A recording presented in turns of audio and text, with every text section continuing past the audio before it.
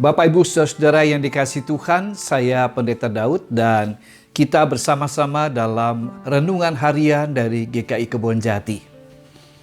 Saat ini saya memilih sebuah tema dalam renungan harian kali ini adalah dilupakan, bukan dihakimi.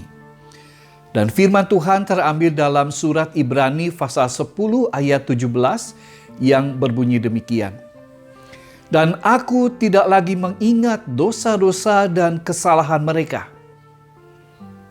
Bapak Ibu Saudara, bagaimana jika saudara sedang menyetir mobil dan tiba-tiba saudara sadar bahwa handphone saudara tertinggal di rumah dan saat itu saudara sudah sampai di kantor, menuju kantor.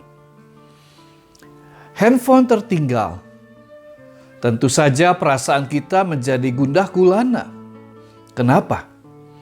Karena kita sudah terbiasa berkomunikasi melalui HP. Jadi kalau tertinggal, sepertinya ada bagian diri kita yang ikut kosong juga. Kita tidak bisa berkomunikasi dengan orang-orang lain dalam beberapa waktu. Kita lupa membawa handphone. Bapak Ibu Saudara, lupa bukan saja kondisi lumrah dan manusiawi. Kita dapat memahami kalau seseorang bisa saja lupa. Pelupa artinya adalah orang yang sering lupa.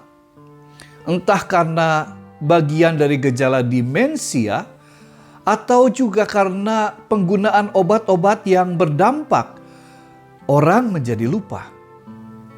Dan firman Tuhan yang terambil dari Ibrani 10 ayat 17, dan aku tidak lagi mengingat dosa-dosa dan kesalahan mereka. Firman Tuhan ini bukan mengajak kita untuk merendahkan atau memurahkan nilai pengampunan Tuhan akan kesalahan dan dosa kita. Saya menganjurkan kita membaca ayat ini dalam terjemahan Indonesia MB yang berkata, dan aku sekali-kali tidak akan mengingat lagi dosa-dosa dan kesalahan-kesalahan mereka. Mari kita perhatikan kata mengingat. Dalam bahasa Inggris dipakai kata remember.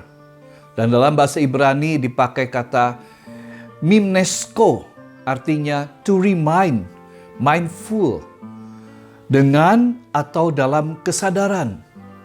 Dan dalam konteks ayat ini, dalam kitab Ibrani ini, kita bisa memahami bagaimana Tuhan dengan kesadaran, dalam kesadaran, sungguh-sungguh melepaskan, membuang, membebaskan ingatannya dari kekesalan dan kemarahannya karena kesalahan dan umat Israel, umatnya sendiri. Mengapa? Karena kasihnya kepada kita, Dia mencabut keluar, Dia membebaskan dirinya, Ia menyangkali dirinya dari kemarahan dan kekecewaan karena kita berdosa dan bersalah kepadanya. Bapak Ibu Saudara, ini model pengampunan yang didorong atau dimotivasi oleh kasih besar Allah itu.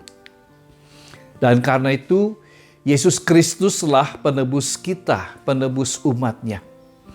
Ia ingin umatnya berada dalam damai sejahteranya. Bukankah ketika hati kita dipenuhi oleh damai sejahtera Allah, kita dengan sukacita dapat melakukan kehidupan ini?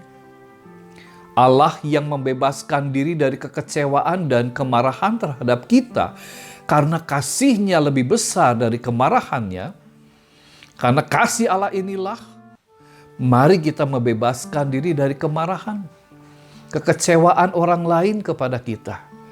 Karena kekecewaan dan kemarahan tidak mengerjakan keselamatan. Sebaliknya, sangkalilah, salibkanlah kekecewaan dan amarah kita bersama dan dalam salib Kristus. Selamat lahir baru. Tuhan Yesus memberkati.